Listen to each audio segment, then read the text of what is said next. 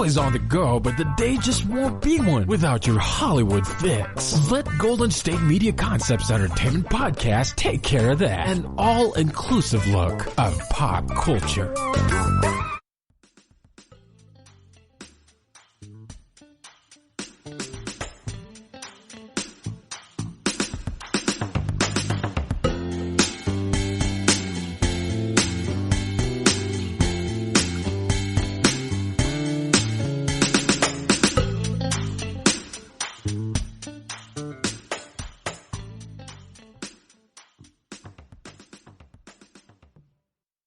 Thank you for tuning into the GSMC Entertainment Podcast brought to you by the GSMC Podcast Network. I am your host, Jessica, and I'll be sharing some of the top entertainment news that you just need to know. But before I do that, how is everyone doing? I am doing pretty well. This weekend was kind of uneventful. The days were gorgeous, so I got a lot of stuff done around the house. Most importantly, I guess, was I started fall cleaning. It's a thing, spring cleaning. There's also fall cleaning, kind of undoing all the spring and summer stuff around the house and out back, just doing some sweeping, some cleaning around the windows, just kind of prepping for autumn. That is fast approaching, guys. I cannot believe autumn is here. I live in the Philadelphia area, so we definitely get all of the seasons. A lot of people love that. I hate it, mostly because I hate winter. Fall is just the reminder that winter is on its way. Sure, there's a lot of things that I love about fall. There really are. But the fact that it's just telling me that winter is right around the corner just makes me so angry. Mostly because winters just seem to drag. But you know what? This weekend I got my first big urge for the pumpkin cream cold brew from Starbucks. I started buying fall decor for the house. I'm starting to get attracted to the fireside and more musky candles. The only good thing about fall is that Christmas is right around the corner. And anyone who knows me knows that I absolutely love Christmas and I love Christmas movies. I cannot wait to share more about that with you down the road. I have a whole theme for an episode already planned out. That is how much I love the holiday season. But yeah, so I'm just kind of prepping for fall. I have our gardenscape, I guess, already, all planned out. Just ushering in the new season. It doesn't even feel like summer even happened. I don't know if anybody agrees with me or it depends on where you are in the country, but I feel like I was just wearing my sweatshirts and pajamas and robes all day, and then summer happened and I went to the beach once and was inside and didn't really do much, couldn't really go anywhere, didn't really have any vacations. So summer just felt like a total blip. So the fact that I'm getting ready to break out my sweatshirts again, feels like I just put them away. But anyway, that's that on that.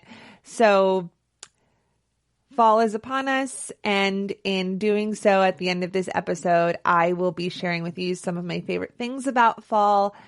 I kind of had to dig a little bit for it because I'm trying to get myself out of this summer rut. But you know what? Let's just embrace it. What is it? The last day of summer is what?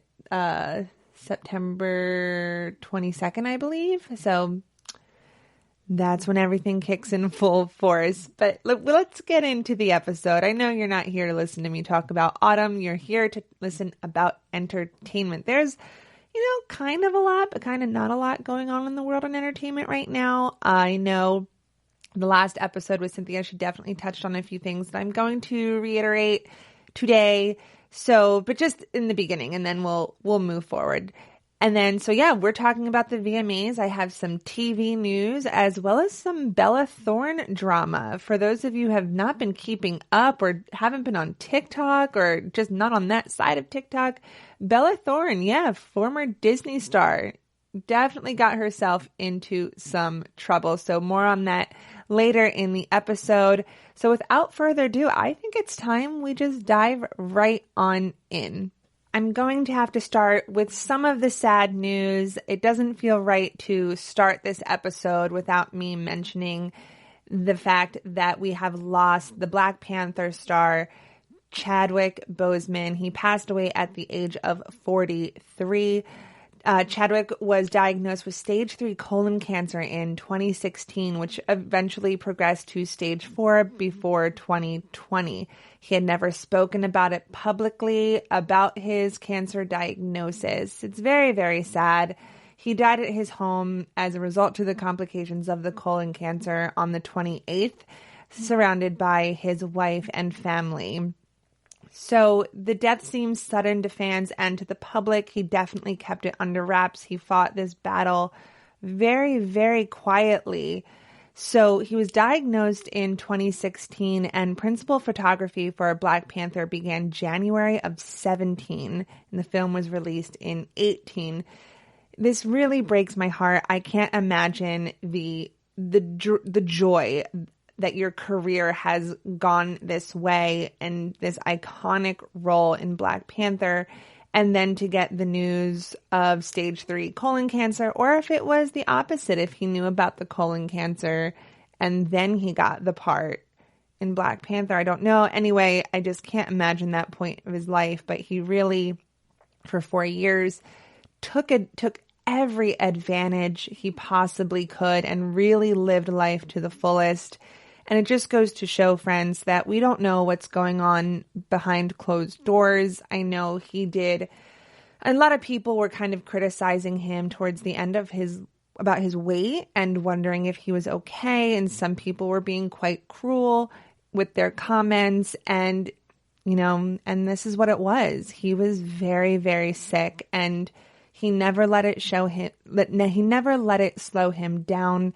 I just hope that everyone can learn from that. Like, you can do anything, and the world is your oyster, and it may seem difficult no matter what challenges you're facing, and it may seem like this terrible uphill battle, but you can achieve what you want, and it's going to be hard and terrible, but you really can. And he leaves behind a wonderful legacy for himself with his final years. Again, I don't have the correct words. So my thoughts and my prayers, and I know some people think that's a useless phrase, but they really are with him and his family at this time. So yeah, that's very, very sad. To transition, we are moving into the VMAs. The VMAs was dedicated to Chadwick Boseman. And yeah, the night of the VMAs happened. It went on Sunday night. And yeah, did you watch? Because no, I didn't. I know I didn't watch. I'm reporting it on it. I'm just kind of reporting based off of what I read. I don't think the VMAs actually mean anything anymore. At least I don't think it carries the weight that it used to, because music videos just aren't what they used to be in culture. Before, years ago, music videos were part of the vernacular, and they were part of people's daily routines, and they're just not anymore. Usually people can watch a video once to hear a song, right? It's associated sometimes with the release of a new song, and then that's when people will watch it, and then that's about it. But anyway, so let's talk about the VMAs. While the pandemic no doubt presented unprecedented challenges this year, forcing the award show to move to the Barclays Center, from the Barclays Center, to various locations in New York, along with there was some remote performances. The VMAs has really steadily been losing relevance. So a lot of people were not in attendance, such as Billie Eilish. She's, a teen sensation who back in the day would have been all over MTV, and she opted to sit the big night out for the second year in a row, despite being nominated for 6 awards, including Video of the Year. So anyone who knows anything about the VMAs, that is one of the biggest, if not the biggest award, you're nominated for it. She didn't even show up or, really care. But where was Billie Eilish a few weeks ago? Somewhere that she cared about. She did perform for the Democratic National Convention. Another notable, someone who wasn't in attendance is Harry Styles, the heartthrob from One Direction, who's had a history at the VMAs with One Direction debuted performance in 2012. So Harry Styles has been, one of the hottest solo artists to emerge in a long time, especially with Watermelon Sugar. This was his first solo #1 single. It was nominated for Song of the Summer. This touchy-feely video failed to receive any other nods. So that was kind of weird. But frankly, the award show needed Harry Styles a lot more than Harry Styles needed it. Megan Thee Stallion, she was nominated for 4 VMAs. She skipped the show, but she performed at the BET Awards in June. But this isn't the first year that the VMAs had so many notable names that were just completely MIA. In 2018, Beyonce and Jay-Z, Drake, Bruno Mars, Childish Gambino were all up for Video of the Year. None of them bothered to show up. So that's also very telling about the award show. But back in 2018, Camila Cabello, she got the Video of the Year for Havana. I think it is a little ridiculous that, there's this irony that MTV doesn't even play any music videos anymore. They haven't for years, but it's still the network that we honor music video excellence. So but you don't even play them. I think doing more of a YouTube award show would be so much better. And I think you're going to attract your audience a lot easier. So, but who am I? I'm not a producer for the VMAs, but guys, the show ended with the Black Eyed Peas ending the show. So if that shows you, the importance of the award show, that should say it. When were the Black Eyed Peas relevant in the past 12 months? I'm going to go with not at all. Sorry. So it's very weird. I will say I'm going to give a little shout out to Taylor Swift, who won for Best Director. So congratulations, Taylor. Very, very proud of you. You have had quite the year, all things considered. So congratulations. Another thing that was weird about the award show was that they did not pay tribute to Kobe Bryant. I thought that was kind of weird. A good thing about the award show is Lady Gaga was COVID mask chic. She was always wearing a mask. I think she had 6 or 8 different costumes throughout the night, even when performing her opening number that featured Ariana Grande. Both women wore masks. However, you can tell that they did multiple takes of that performance because Ariana Grande's mask was worn 2 different ways, and you can see between the cuts that, it's not all one performance. So anyway, that is that. So we lost a great one. It's very sad. The VMAs happened. I really don't think anybody cares. So let's just get all of that. All of that is done. Let's move on. Our next segment, it's going to be some TV news. Fresh Prince is getting a reboot, among a bunch of other things. And then later I'm going to talk about the drama going down with Bella Thorne. And at the very end of this episode, I'm going to talk to you about some of my favorite things about fall that's kind of getting me excited. Okay? So stay tuned. Want to find out what movies to go see? Then check out the GSMC Movie Podcast. It's your ticket to the latest movies, whether it's a new blockbuster event, romantic, comedy, or action flick. This show has got it all covered. They talk some what to go see now. Don't bother. What's hot on Netflix and everything in between. That's gsmcpodcast.com/movie-podcast. When it's all about the movies, it has to be this new show. Don't forget to like them on Facebook and follow them on Twitter. Visit gsmcpodcast.com for more info.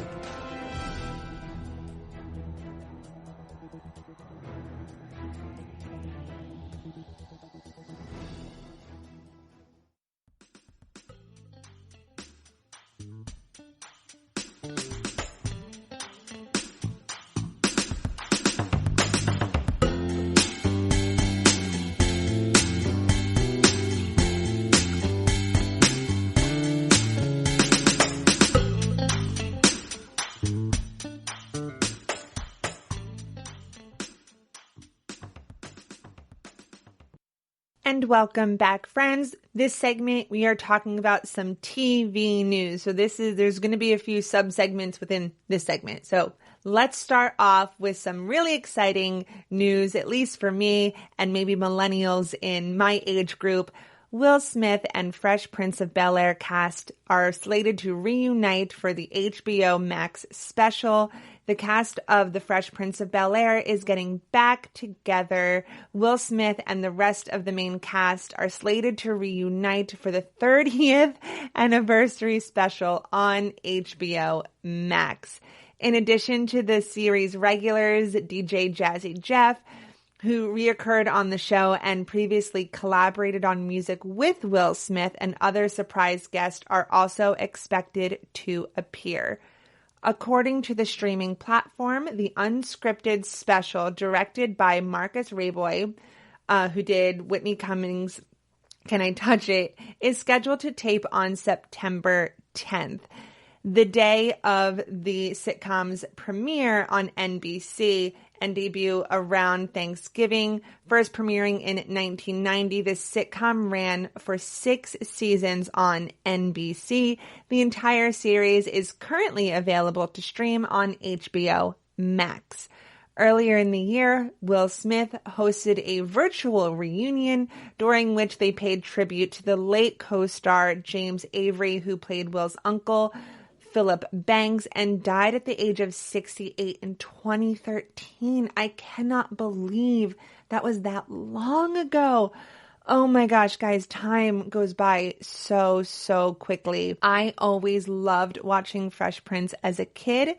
When I was younger, it was like a really big deal that Will Smith was from West Philadelphia, born and raised. And I'm telling you that if you start that song around anyone, like in and around their 30s, everyone will just keep the song going. I know several times in college, the song would, like at a bar, the DJ would play like the very beginning of the song, and the entire bar would just sing the rest of it, no music. Like they would cut the music after the first like 5 words.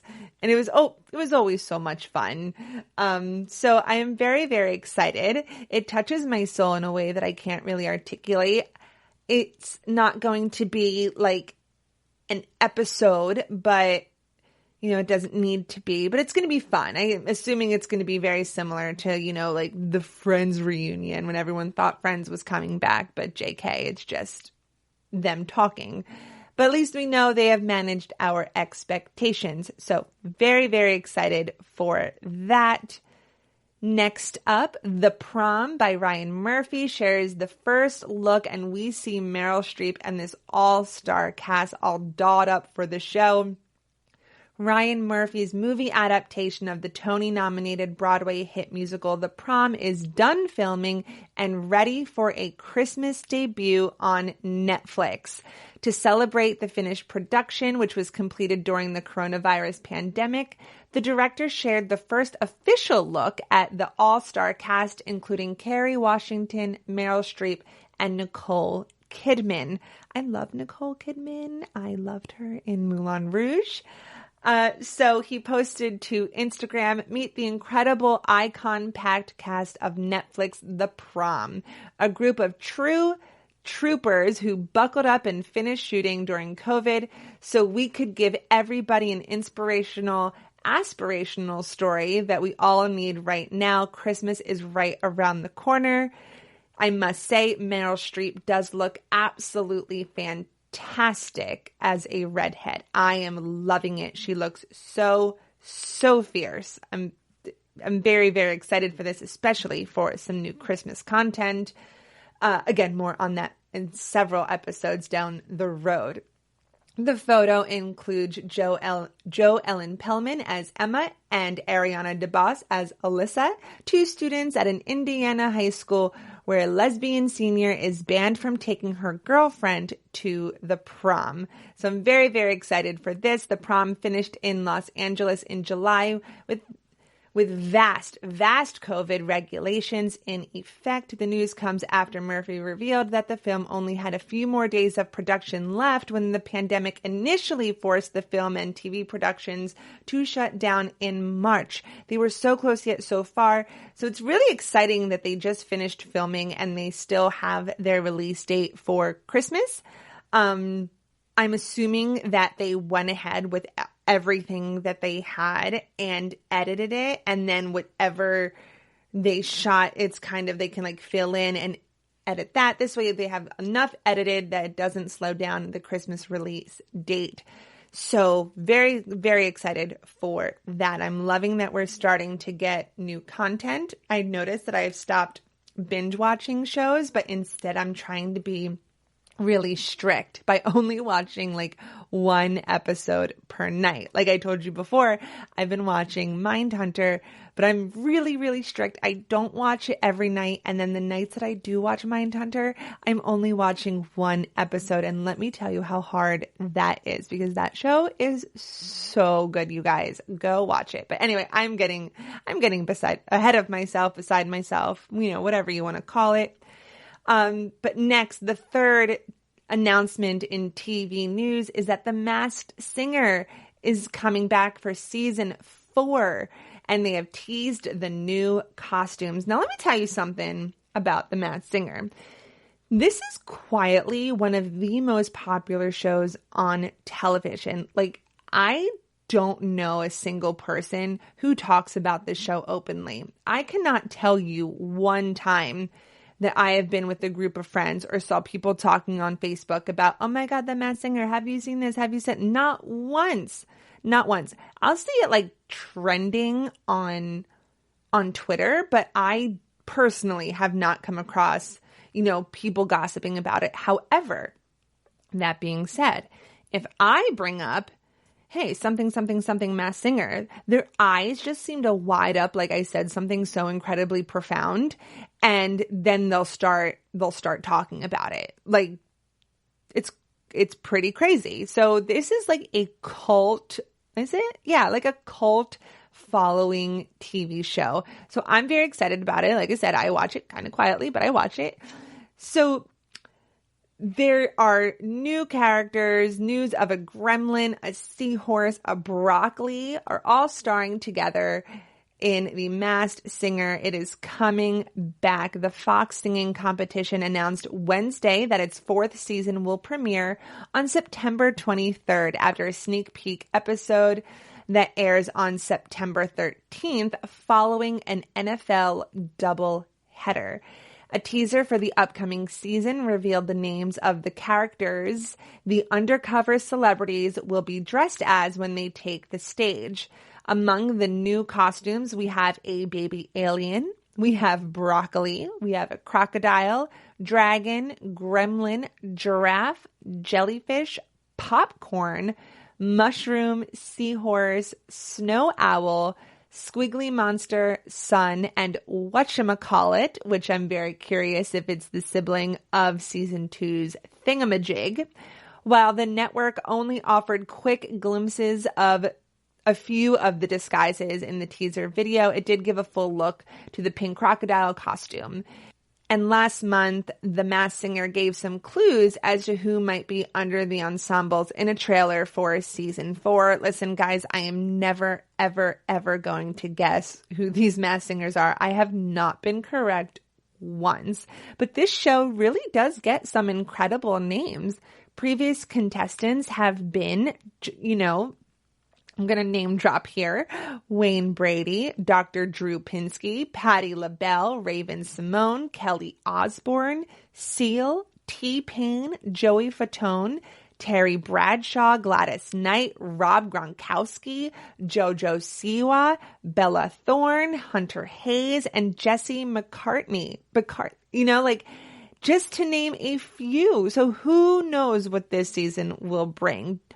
Do you watch The Masked Singer? Let me know. Go on to Instagram or Twitter and tell me what you think of The Masked Singer, and let me know if you're looking forward to the new season. I know that I am. Coming up, Bella Thorne, like I mentioned, who was in The Masked Singer, has found herself in quite the online controversy. You are not going to want to miss this. This is a very juicy, very interesting story. And then after that, I'm going to share with you some of my absolute favorite things about autumn. So stay tuned, guys. We will be right back. Tired of searching the vast jungle of podcasts? Now listen close and hear this out. There's a podcast network that covers just about everything that you've been searching. Hey! The Golden State Media Concepts Podcast Network is here. Nothing less than a podcast bliss with endless hours of podcast coverage. From news, sports, music, fashion, cooking, entertainment, fantasy, football, and so much more. So stop lurking around and go straight out to the Golden State Media Concepts Podcast Network. Guaranteed to fill that podcast itch. Whatever it may be. Visit us at www.gsmcpodcast.com. Follow us on Facebook and Twitter, and download us on iTunes, SoundCloud, and Google Play.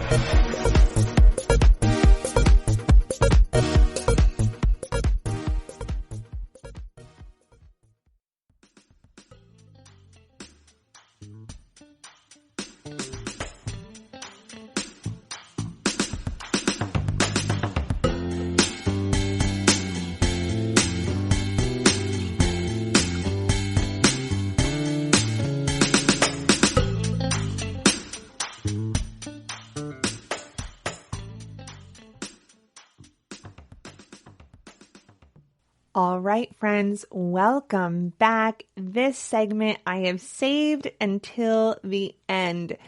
We are talking about Bella Thorne, and she is not on everyone's, in everyone's good graces at the moment.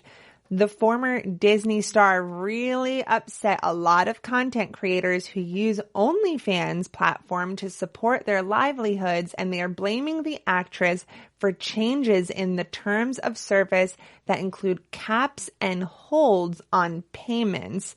Guys, this is a wild, wild story. So, for those of you who do not know, OnlyFans is a platform for content creators to go on and exchange, they can exchange content for money. So the thing is, OnlyFans does allow pornography. Now, a bunch like gym, you can go on if you're into fitness. You can do like fitness programs on there.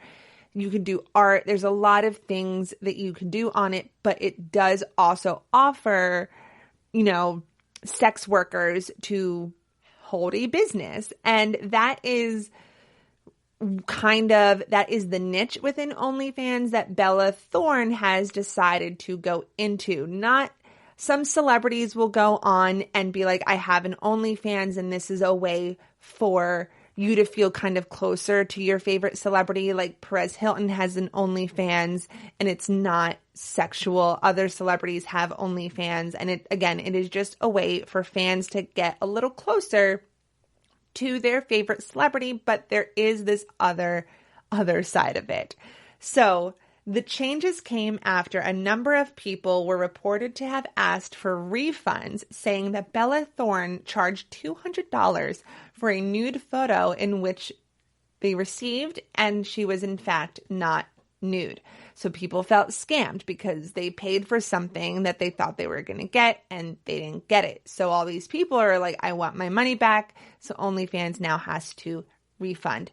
Because of this, content creators are saying that OnlyFans subsequently imposed payment caps of $50 on pay-per-view posts and a hold on payments that would force some international creators to wait 30 days to receive their money.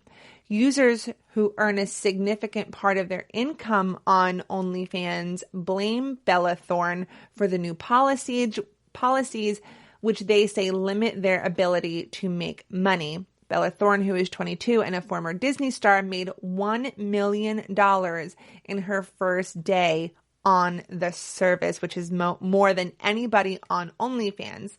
OnlyFans said in a statement that the changes were not based on one user and it aims to provide the best platform possible for the community, but a lot of people are not believing it. Transaction limits are set to help prevent overspending and to allow our users to continue to use the site safely, the statement said. We value all of the feedback received since the change was implemented, and we will continue to review these limits. Bella Thorne posted a series of tweets on Saturday saying she apologized if she had affected any sex workers' abilities to make money. She said she intended only to normalize sex work and intends to speak with OnlyFans about the new restrictions. Thorne said, I want to bring attention to the site. The more people on the site, the more likely of a chance to normalize the stigmas. And in trying to do this, I hurt you. I think that is just no, that's a lie, Bella. I absolutely believe that that is a lie. She also stated that she was making a documentary about her experience on OnlyFans with Sean Baker, the director of the critically acclaimed The Florida Project. Baker denied any involvement. He said that they had only discussed a possible collaboration in the far future, and he had advised her to consult with a sex worker first. Oh my goodness. Like I said, OnlyFans is not only a platform for sex workers. It's giving a wide range of creators the opportunity to sell content to subscribers. It also gained a reputation for offering a safe way for sex workers to earn money. Critics who blame Thorne for the new policies have accused her of scamming her subscribers and hurting creators who use the platform as a primary source of income. These critics claim that Bella Thorne is a white Disney star and already a working actress who does not need the platform for income. Previously, the funds you made on OnlyFans were only pending a week, so most creators got paid at least once a week. Now, all of a sudden, they're going from a weekly paycheck to a monthly paycheck. And that is happening to about 450,000 content creators. This whole thing is just so crazy to me. Even people on TikTok are just venting their frustrations, and I don't blame them. If Bella Thorne wanted to create an OnlyFans account, then that's fine. But it was the scamming people out of $200 for me. I just, sometimes celebrities just need to keep their noses out of you don't have to be involved in everything to make money, Bella Thorne. Just start a makeup line like everybody else. Come on, give me a break. So I do feel bad for all of these workers. I understand why they are angry. OnlyFans, allegedly changing their policies because of what Bella Thorne had done is really upsetting, and it's really sad, even though they claim that they didn't, but I also don't believe that either. Oh gosh, I'm trying to think of the right way that I want to say this, but Bella Thorne, you said you wanted to bring awareness to OnlyFans. Like, girl, a lot of people know what OnlyFans is. If you don't know, then now you know through this. Hi, sorry, this is your introduction to it. But people knew, and the people who wanted to know knew, and you weren't trying to erase a stigma, especially if you are going to be scamming people out of money. So I don't like that. I don't stand by that. And my heart goes out to everyone whose finances were affected by this. A celebrity should not affect your finances like that. Y'all have mouths to feed. So moving on to celebrities who are having a rough go of it, there's more. Pretty much everybody living in Montecito, California. We're told that residents of the area are finding that their new neighbors, Prince Harry and Meghan Markle, there are now tourists and helicopters and paparazzi. They are there following can I say royal couple?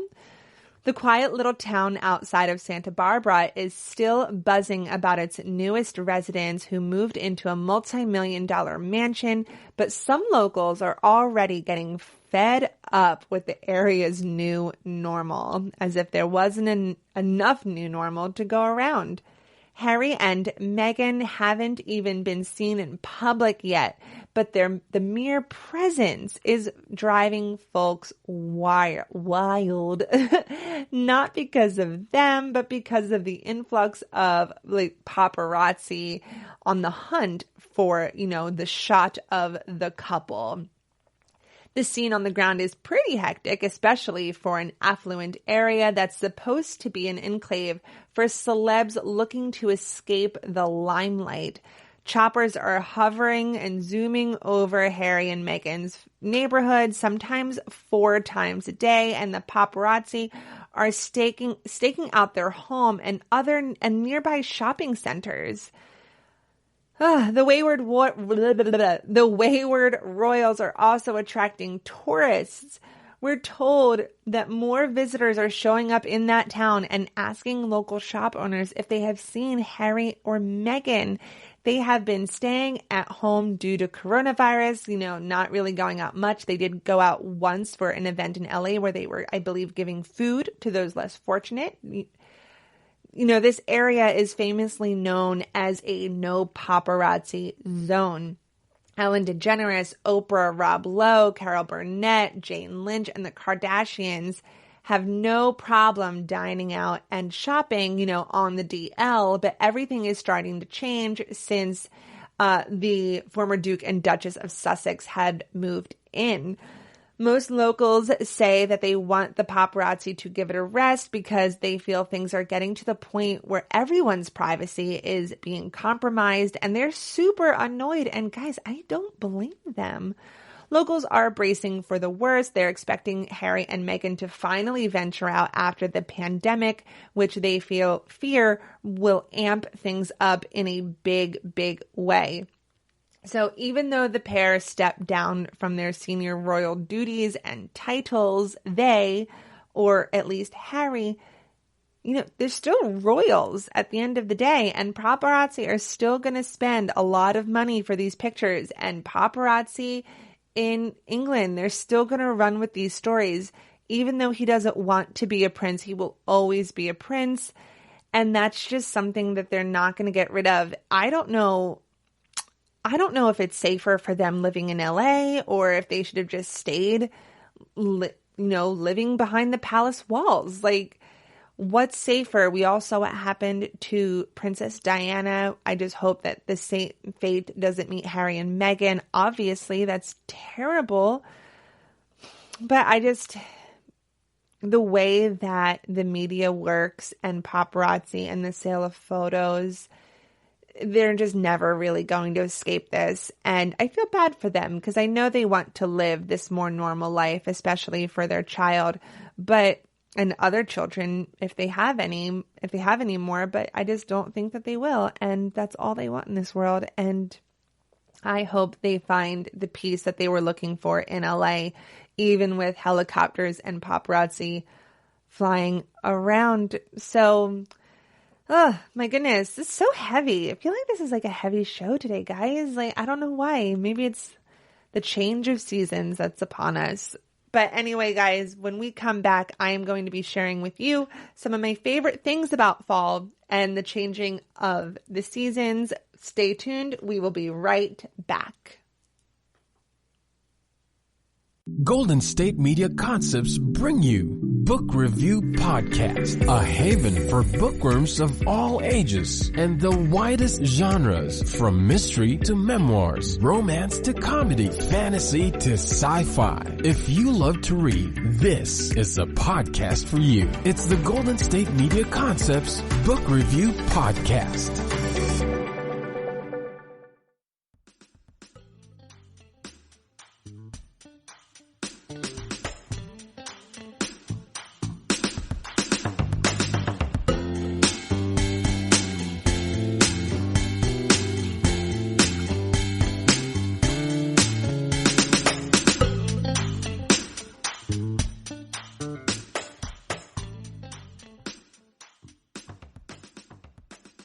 And welcome back, my friends. What a show this has been. We have talked about the untimely passing of Chadwick Boseman. We talked about how pointless the VMAs are. We talked about some TV news. Bella Thorne just breaking the internet with OnlyFans. And, Prince Harry and Meghan Markle not being able to escape the limelight. Guys, this was a weird show, wasn't it? I think it was. If you're feeling it, you are not alone, because same. So let's just move into the final segment. Again, this is one of my favorite in the episode. Get to know about each other. And this is a little bit about me. We might still have some time in the fall, but summer officially ends September 22nd. But that doesn't mean that I am not already prepping myself for everything pumpkin. Here is a list of my top 8 things that I look forward to most about the fall and that will help me make it to Christmas. I know 8 is a very weird number. Honestly, full disclosure, I couldn't come up with 10. And I thought 5 was too little, so 8 it is. So starting off the list, we're going to start with the classic, the pumpkin spice latte. I love the pumpkin spice latte. I don't like sweet things generally, but I do love me a nice warm cup of pumpkin spice in latte form. I think this drink is delicious. I get it from Starbucks. I don't get it from anywhere else. I think the ratio at Starbucks is banging. Close to that, I'm going to say a chai tea latte is also very delicious. They're very similar. But yeah, it really gets me into the fall mood. I really, really enjoy it, just like every other person on the planet. It is a solid fall drink. Really gets you in the spirit. A lot of times I will get it at night on the way to a hayride or a haunted house. So yes, kind of really gets you in the mood. So that's one thing that I am looking forward to. I am looking forward to ending summer and going right into a pumpkin spice latte. Put down the margarita, pick up a pumpkin spice latte. The next thing, number 7, it's pumpkin ice cream. Now, this is on the list for nostalgic reasons, and I'm going to tell you why. So growing up, there was this little shop in the town that I grew up in, this coffee shop, and they also sold ice cream. And as a teenager, I would walk into town and I would get the pumpkin ice cream. And it was so good. I would just get it in a cup and I would go out on the stone streets of my town, and I would just sit on a bench and the leaves were changing. It was cold out and I would have my coat and the wind blowing, but I would be there eating my pumpkin ice cream, and it was so good. And this was before pumpkin everything was trendy. So this ice cream was so new to me. It was that introduction to the pumpkin flavor being in something other than a pumpkin pie. But I'm going to be honest, since that shop closed, I don't eat pumpkin ice cream anymore. I haven't found a pumpkin ice cream that I love as much as that. It was just so well balanced. It's on the list of something that I look forward to, because every year I'll say that I can't wait to have pumpkin ice cream, but then I never get it. Every year, for years, I say that I'm going to get it, but I don't, because it's not going to live up to what it is in my head. So I miss this pumpkin ice cream, but I know I'm going to talk about me wanting some, and I know it's never going to happen. So number 6 on the list is Target runs.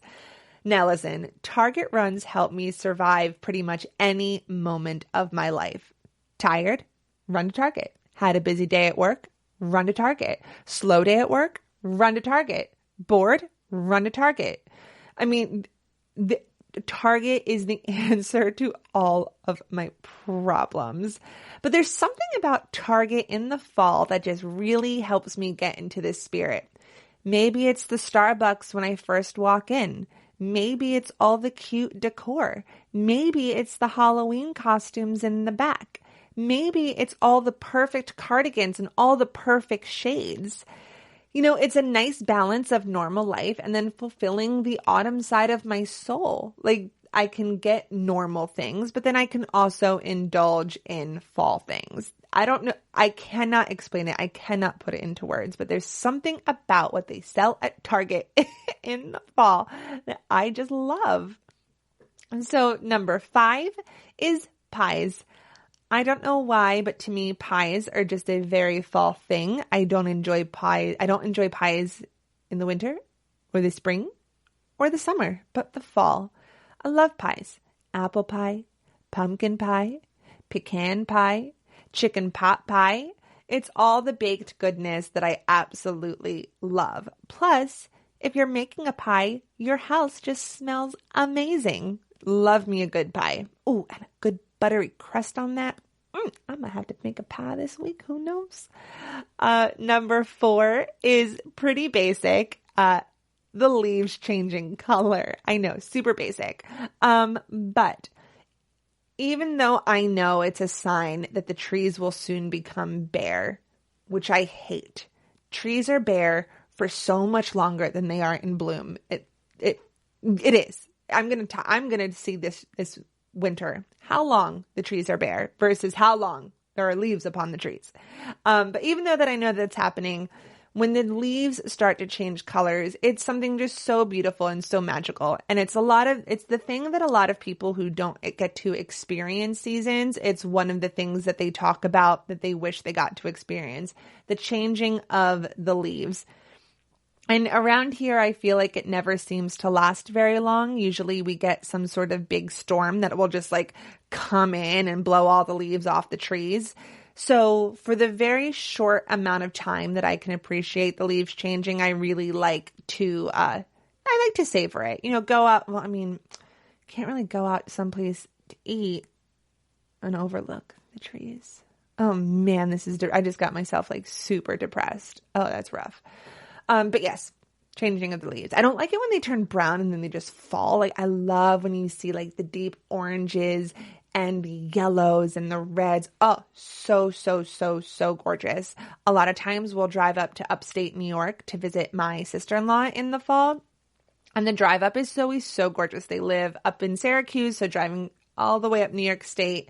So, so pretty. The leaves up there, gorgeous. Absolutely gorgeous. So number 3 on the list, moving on.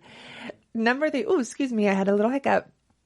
Number 3 is the pumpkin cream cold brew from Starbucks. Guys, that drink slaps. The pumpkin spice latte is scrumptious, but the pumpkin cream cold brew, like that is something just so, so special. I like it because it's a good transition drink because it's still a cold beverage. So on a warmer end of summer entering fall day, you can really enjoy it if you still want that like pumpkin flavor. And I don't know what it is. I tried to get it the other day actually, and they were sold out and I was really devastated. They were out of everything pumpkin.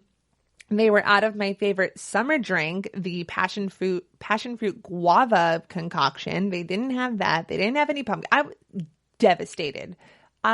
was devastated. But I checked today, like towards the end of the day, and they had it. So maybe tomorrow I will swing by Starbucks and get myself some pumpkin cream cold brew. Scrumptious. Number 2 on the list is the color palette. I love the rich colors like golds, and I like yellows and deep burgundies. I think the color palette, again, just like the trees, so pretty.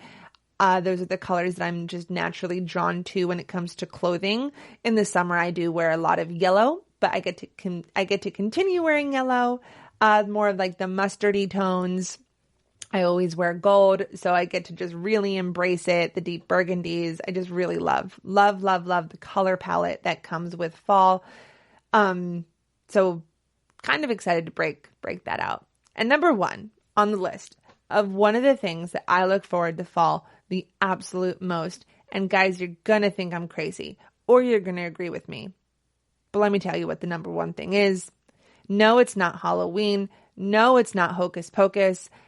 It is fuzzy socks. Guys, fuzzy socks are my jam. Like on the first cold day of the season, I put on my fuzzy socks and I don't stop wearing them until the first humid day of spring. I love fuzzy socks, and I'm very particular about said socks. I mean, I don't like the cheap ones that are like super thin and made of like that weird, like almost silky type material. No. I like more like that, like cottony, like thick, fleecy, just almost like a slipper fuzzy sock. I mean, ask my family, ask my husband. I am obsessed. I bought a pair from Target last probably November. So it was like a Christmas pair in like the you know, when you first walk into Target, there's like the $3 section, the $5 section, $1 section. So in that area, I bought a pair of fuzzy socks for $5. And those socks lasted me all winter. And when I say I wore them every day, I wore them every day. Now, I did wash them. Yes. But when I did, I was very sad because I would have to go half of a day without wearing them. But listen, if you are not like on the fuzzy sock train, get on it. Do I wear the socks to bed? No, I hate wearing socks to bed. But during the day, that's all I wear, and I love it. So I'm so excited that we're almost back to fuzzy sock time. I wore fuzzy slippers all summer. That's how crazy I am. I love fuzzy things on my feet. I know, I'm weird. I don't know. I don't know what to tell you. But guys, that's my long-winded 8 things that I am looking forward to about fall.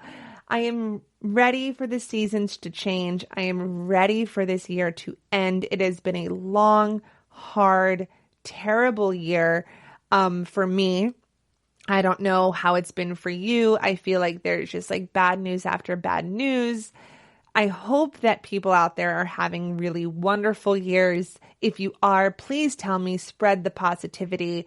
I am going to keep my eye on these 8 things to kind of keep me going into the autumn months as we say goodbye to the short-lived summer. Guys, we had a very fun show today. It was very strange. Again, a very quiet, sad few days in Hollywood. I really hope that I have some more exciting and upbeat stories for you later in the week, guys. Until next time, I am Jessica, and thank you for listening to the GSMC Entertainment Podcast, brought to you by the GSMC Podcast Network. I would like to ask you to please remember to subscribe to the show and to write a beautiful, glowing review that really helps me out.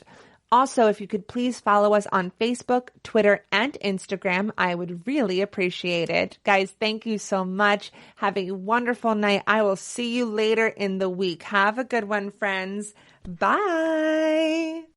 You've been listening to the Golden State Media Concepts Entertainment Podcast, part of the Golden State Media Concepts Podcast Network. You can find this show and others like it at www.gsmcpodcast.com. Download our podcast on iTunes, Stitcher, SoundCloud, and Google Play. Just type in GSMC to find all the shows from the Golden State Media Concepts Podcast Network. From movies to music, from sports to entertainment, and even weird news. You can also follow us on Twitter and on Facebook. Thank you, and we hope you have enjoyed today's program.